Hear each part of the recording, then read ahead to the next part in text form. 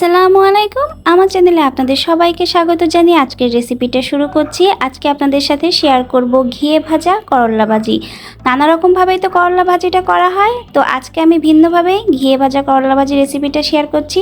আশা করি ভালো লাগবে। আর কিছু টিপস শেয়ার করব, যেটা ফলো করলে আপনাদের করলা ভাজি আর তেতো হবে না, আর খেতেও কিন্তু ভীষণ মজার হবে। সচরাচর একই রকমের তেল দিয়ে করলা ভাজি খেতে কিন্তু আমরা অভ্যস্ত, কিন্তু যদি একটু ভিন্নভাবে তেলের সাথে ঘি দিয়ে যদি করলা ভাজিটা করি তাহলে কিন্তু মন্দ হয় না। ভিডিওটা জুড়ে থাকলে অবশ্যই আপনারা করলা ভাজি কম তেতো হওয়ার টিপসগুলো জানতে পারবেন। আর ভিডিওটা দেখার মাঝে অবশ্যই একটা লাইক দিবেন এবং চ্যানেলটি সাবস্ক্রাইব না করা থাকলে অবশ্যই সাবস্ক্রাইব করে দিবেন।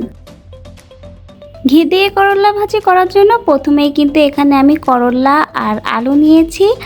আর এখন আমি কিন্তু করলা এবং আলুগুলোকে খুবই পাতলা পাতলা করে কেটে নিব। তো করলা কম তেতো হওয়ার একটা টিপস এখন আপনাদের সাথে শেয়ার করছি। আপনারা যদি করলাটা যখন ধুবেন তখন যদি আলতো হাতে খুব বেশি চাপ না দিয়ে ধোন তাহলে কিন্তু করলা থেকে তেতোটা বের হবে না। তো ধোয়ার সময় কিন্তু আলতো হাতে করলাগুলো ধুয়ে নেবেন। আর আমি এখন এই করলা ভাজিটা ঘি দিয়ে করব, এই জন্য আমি এখানে ঘিটাও নিয়েছি। প্রথমে কড়াইতে আমি পেঁয়াজ, রসুন এবং কাঁচা ঝাল দিয়ে সামান্য তেল দিয়ে একটু ভেজে নিচ্ছি। আর করলা ভাজিটা আমি ঘি দিয়ে করব, এজন্য খুব বেশি তেল দেইনি। আর ঘি দিয়ে করলে খুব সুন্দর একটা ফ্লেভার আসে। এখন দিয়ে দিচ্ছি স্বাদ মতো লবণ ও হলুদ। এখানে আর কোনো মশলাই দরকার নাই। এখন দিয়েছি ধুয়ে রাখা করলা এবং আলু দিয়ে মশলার সাথে আমি একটু মিশিয়ে নিব।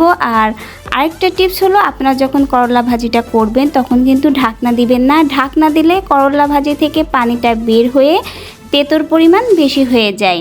তো ঢাকনা না দিয়ে আপনারা করলা ভাজিটা করে নেবেন। আর যখন গাঢ় পানিটা কমে যাবে তখন এর ভিতরে ঘি দিয়ে দিবেন। আপনাদের করলার পরিমাণ অনুযায়ী এখানে ঘির পরিমাণটা দিবেন। তো ঘিটা দিয়ে এরকম আলতো হাতে একটু কম নাড়াচাড়া করবেন। তেতো জিনিস যত বেশি নাড়াচাড়া করবেন ততই কিন্তু তেতোর পরিমাণ বৃদ্ধি পাবে।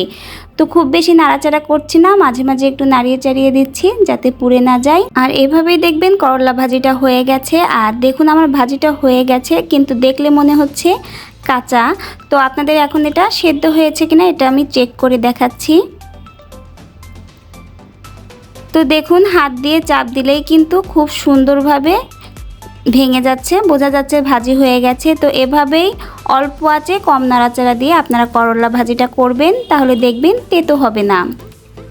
তো মাশাআল্লাহ আমার ঘিয়ে ভাজা করলা ভাজি হয়ে গেছে। এরকম করলা ভাজি করলে কিন্তু খেতে ভীষণ মজার হয়, ঘির সুন্দর একটা ফ্লেভার আসে। আর এ দিয়েই কিন্তু এক থাল ভাত খাওয়া যায় অনাহাসে। তো কেমন লাগলো আপনাদের কাছে আমার আজকের এই ঘিয়ে ভাজা করলা ভাজি রেসিপি অবশ্যই কিন্তু জানাবেন। ভালো লেগে থাকলে ভিডিওটা লাইক করবেন। আর নিত্য নতুন ভিডিও পেতে অবশ্যই চ্যানেলটিকে সাবস্ক্রাইব করে পাশে থাকা বেল আইকনটা প্রেস করে দিবেন। ফেসবুক পেজ থেকে দেখলে অবশ্যই ফেসবুক পেজটাকেও ফলো করে দিবেন। আজকের ভিডিও থেকে আমি এখানেই বিদায় নিব। সবাই সুস্থ থাকবেন, ভালো থাকবেন, আমার চ্যানেলের পাশে থাকবেন। ইনশাল্লাহ আমিও আপনাদের পাশে আছি এবং থাকবো। সবাই আমার জন্য দোয়া করবেন। আল্লাহ হাফেজ। আসসালামু আলাইকুম।